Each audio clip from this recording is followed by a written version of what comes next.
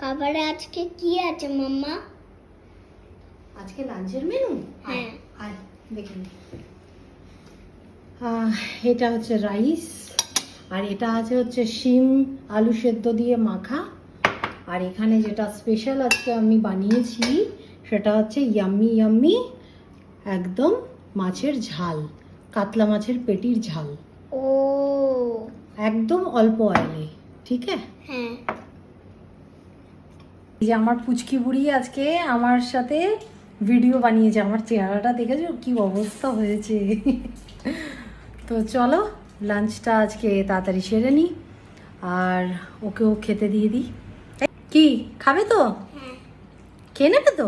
তোমার জন্য মাছ ভাজা রেখে দিয়েছি, তো রাইসের সাথে খেয়ে নাও। ওকে ওকে, চলো বাই। বাই। আর তোমাদের লাঞ্চের মেনু কি প্লিজ আমাকে কমেন্ট করে জানিও। টাটা, ভিডিও লাইক করে দেবে। Bye bye. বাই।